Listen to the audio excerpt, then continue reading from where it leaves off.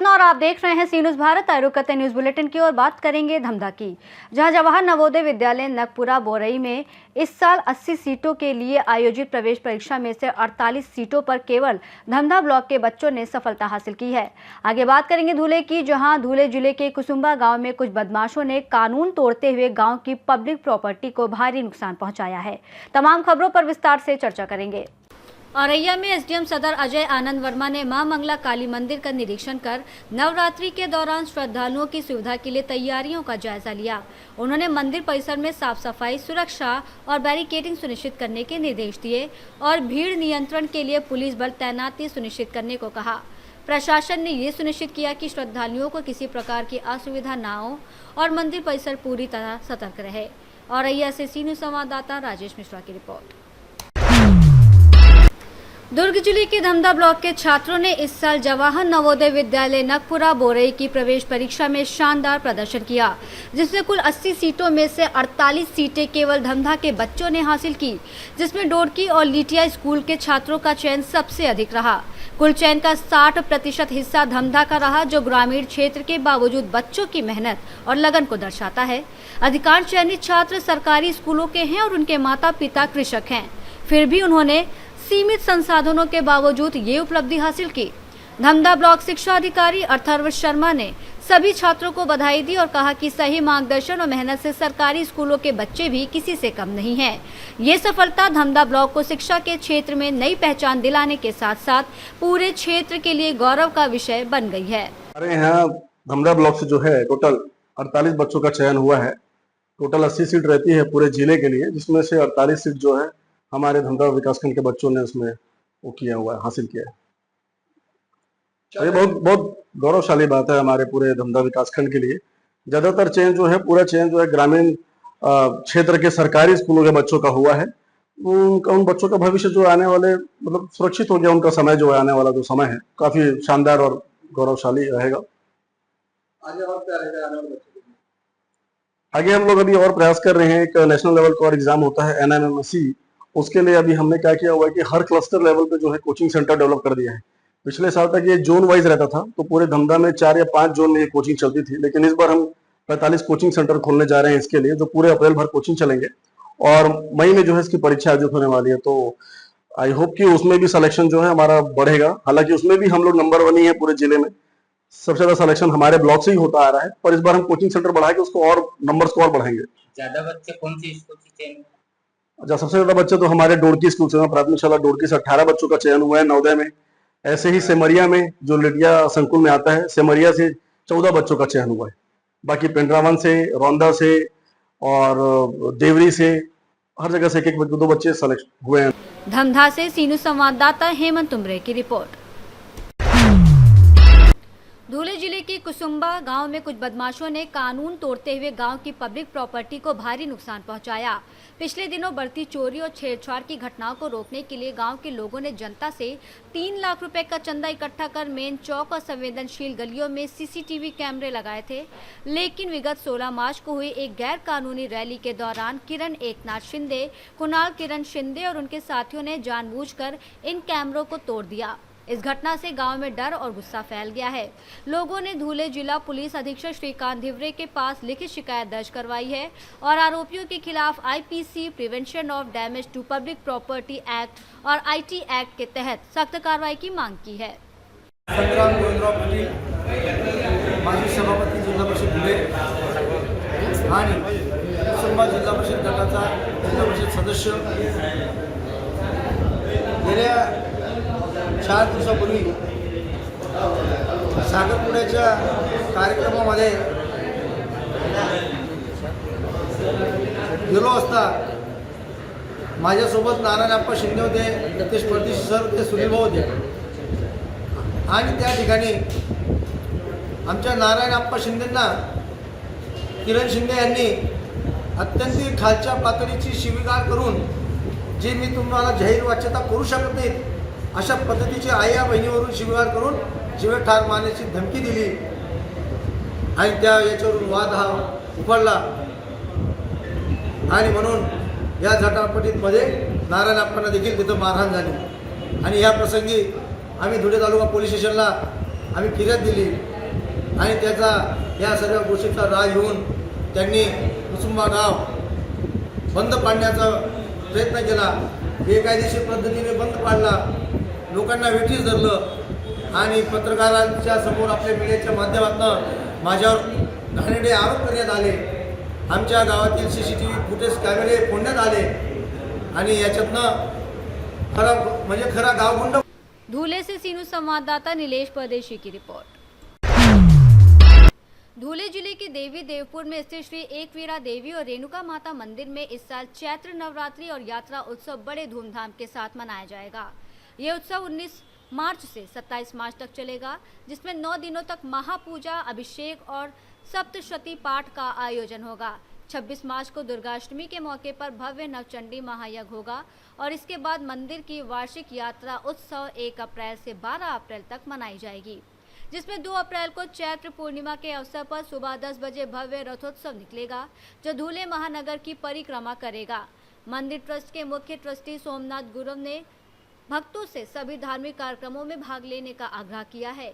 इस दौरान पांजरा नदी बेसिन में लगभग 1 महीने तक तीर्थ यात्रा आयोजित होगी, जिससे स्थानीय व्यापारियों को भी आर्थिक लाभ मिलेगा। धूले से सीनू संवाददाता नीलेश परदेशी की रिपोर्ट।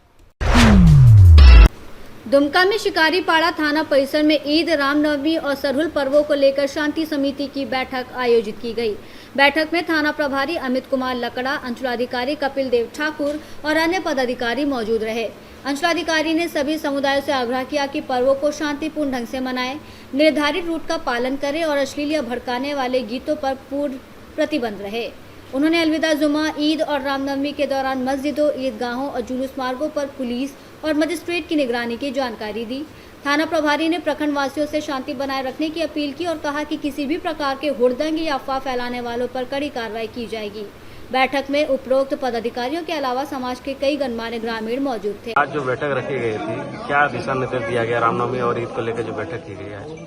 आज जो शांति समिति की बैठक थाने में रखी गई है, प्रखंड स्तरीय शांति समिति की बैठक आगामी शुक्रवार और शनिवार को ईद के मद्देनजर, 26-27 को रामनवमी के मद्देनजर और 22-23 तारीख को सरहुल पर्व, इसके मद्देनजर शांति समिति की बैठक रखी गई। तो सर्वप्रथम जो ईद है शुक्रवार या शनिवार को होने की सूचना है। यदि शुक्रवार को होती है तो वो अलविदा जुमा होगा और शनिवार को यदि होती है तो शनिवार को भी ईद का जो है कि नमाज अदा किया जाना है। तो 2 दिन शुक्रवार को और शनिवार को जो है नमाज विशेष रूप से पढ़ी जाएगी। इसके लिए हम लोगों ने कुछ स्थानों को चिन्हित किया है जहाँ की नमाज अदा किए जाते हैं, वहाँ पुलिस फोर्स और मजिस्ट्रेट तैनात रहेंगे और मैं स्वयं और थाना प्रभारी सारे जगहों पर हम लोग भ्रमणशील होकर शांति ढंग से ईद को मनाने की अपील भी कर रहे हैं सभी जनता से।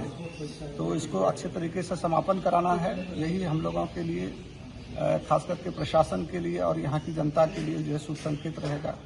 और विशेषकर रामनवमी में जो है कि ये अपील किया जा रहा है कि आप डीजे का उपयोग नहीं करेंगे, भड़काऊ गाने नहीं बजाएंगे, जो शोभा यात्रा होता है उसका समापन अंधेरे से पहले हो जाना चाहिए। ये सब विशेष रूप से हम लोगों ने दिशा निर्देश दिए। दुमका से सीनू संवाददाता सद्दाम हुसैन की रिपोर्ट। कैमूर जिले के भभुआ में भभुआ थाना परिसर में आयोजित शांति समिति की बैठक में एसडीपीओ मनोरंजन भारती और थाना अध्यक्ष मुकेश कुमार ने ईद और रामनवमी के अवसर पर क्षेत्र में सौहार्द बनाए रखने के दिशा निर्देश दिए। उन्होंने उपस्थित जनप्रतिनिधियों और अल्पसंख्यक समाज से सहयोग का आग्रह किया और कहा कि किसी भी अफवाह पर ध्यान न दें, कोई भी आपत्ति या शरारत की सूचना तुरंत उनके नंबर पर दे। पुलिस हर संवेदनशील स्थान पर तैनात रहेगी और शरारती तत्वों पर कड़ी नजर रखी जाएगी। बैठक में हिंदू मुस्लिम समुदाय के लोग और स्थानीय जनप्रतिनिधि भी मौजूद रहे। कैमूर से सीनू संवाददाता राम प्रवेश तिवारी की रिपोर्ट।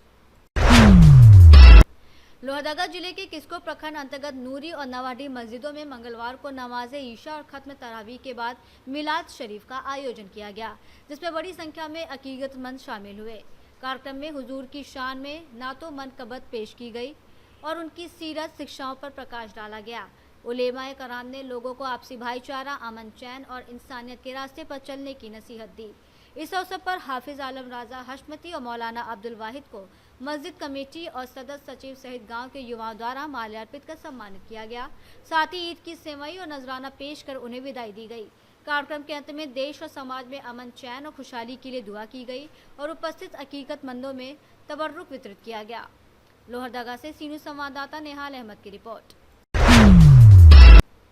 रीवा जिले के चोरहटा थाना क्षेत्र में स्थित अल्ट्राटेक बेला प्लांट में मजदूर आंदोलन गर्माता नजर आ रहा है। 2 मार्च से एटेक यानी कि AITUC के तत्वाधान में लगभग 300 मजदूर धरना प्रदर्शन कर रहे हैं, जिनकी मुख्य मांग शिफ्ट में 8 घंटे की ड्यूटी और बाहर किए गए मजदूरों को फिर से काम पर रखना है। इस आंदोलन को समर्थन देने के लिए सिमरिया विधायक अभय मिश्रा मैदान में उतरे और मजदूरों के साथ 3 घंटे तक अनशन किया। उन्होंने प्रशासन और कंपनी प्रबंधन को 24 घंटे का अल्टीमेटम दिया कि अगर मजदूरों को काम पर नहीं लिया गया और शिफ्ट व्यवस्था लागू नहीं हुई तो आंदोलन को बड़े रूप में ले जाया जाएगा। कार्यक्रम में एटक, कांग्रेस, किसान सभा, आम आदमी पार्टी और स्थानीय जनप्रतिनिधि समेत हजारों मजदूर, किसान, नौजवान और महिलाएं मौजूद रहीं। बहुत सारी बातें हैं। आज वार्निंग और चेतावनी देने के लिए और चीजों को समझने के लिए आज हम लोग यहाँ आए हैं। हमने चीजें समझी हैं बिना किसी मतलब बायस या प्रेजुडिस हुए, न्यूट्रल मन से जो हमें उचित लगा मैंने बात कही है।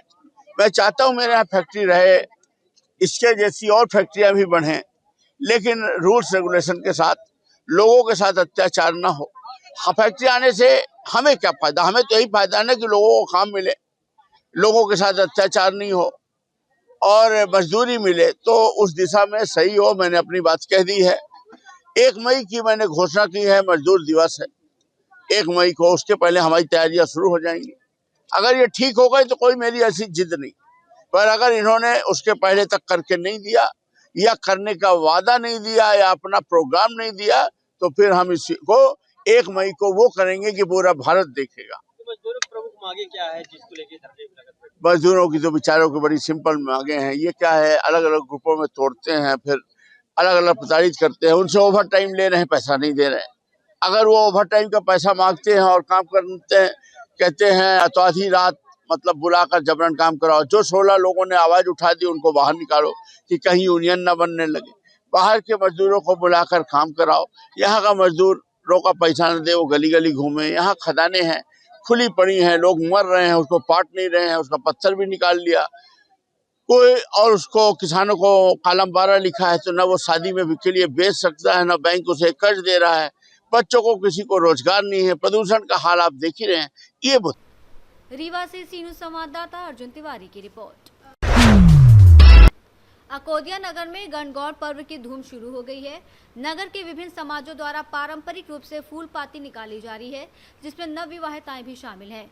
माहेश्वरी समाज की महिलाओं ने श्री लक्ष्मी नारायण मंदिर में माता गौरी की पूजा अर्चना कर परिवार की सुख समृद्धि की कामना की।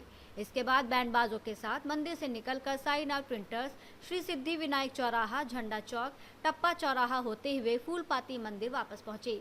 इस अवसर पर माहेश्वरी समाज महिला मंडल अध्यक्ष प्रीति सोमानी, नगर अध्यक्ष अनिल लाहोटी, पूर्व अध्यक्ष अशोक लाहोटी, जिला अध्यक्ष अजय राठी सहित समाज के कई गणमान्य सदस्य और महिलाएं मौजूद रहीं। शाजापुर से सीनू संवाददाता रमेश राजपूत की रिपोर्ट। शुजालपुर अकोदिया रोड के ग्राम अजनई में शॉर्ट सर्किट के कारण गेहूं के खेत में आग लग गई, जिसमें किसान धन सिंह वकील के करीब 2 से 3 बीघा फसल जलकर खाक हो गई। घटना के बाद स्थानीय किसानों ने एकजुट होकर आग बुझाने का प्रयास किया और सूचना मिलते ही फायर ब्रिगेड भी मौके पर पहुंची, जिसके बाद काफी मशक्कत के बाद आग पर काबू पाया गया। इस हादसे से किसान को भारी आर्थिक नुकसान हुआ है और प्रशासन से मुआवजे की मांग उठने लगी है। शाजापुर से सीनू संवाददाता रमेश राजपूत की रिपोर्ट। शाजापुर जिले के ग्राम अलीसर खेड़ा में पठान परिवार द्वारा इस वर्ष भी रोजा इफ्तारी कार्यक्रम आयोजित किया गया, जिसमें हिंदू मुस्लिम एकता की अनूठी मिसाल देखने को मिली। अमीन रोशन और दानिश पठान के नेतृत्व में पवित्र रमजान माह के अंतिम अशरे में रोजेदारों ने इफ्तार किया और देश दुनिया में शांति, खुशहाली और भाईचारे की दुआ मांगी। कार्यक्रम में कांग्रेस जिला अध्यक्ष नरेश्वर प्रताप सिंह, यूथ कांग्रेस जिला अध्यक्ष जयंत सिंह सिकरवार, पूर्व जनपद पंचायत अध्यक्ष अजब सिंह पवार सहित अन्य गणमान्य मौजूद रहे। इफ्तारी के बाद मस्जिद में देर रात तक नमाज, कुरान की तिलावत और विशेष इबादत जारी रही। उलेमा ने शब कद्र की महत्वता बताई और लोगों से नेक कार्य करने, गरीबों की मदद करने और आपसी भाईचारे को मजबूत करने की अपील की। इस अवसर पर ग्रामीणों ने अपने परिवार, समाज और देश में शांति, तरक्की और भाईचारे के लिए विशेष दुआएं मांगी। शाहजहांपुर से सी न्यूज़ संवाददाता रमेश राजपूत की रिपोर्ट। बुलेटिन में फिलहाल इतना ही। देश और दुनिया की तमाम बड़ी खबरों के लिए देखते रहिए सी न्यूज़ भारत।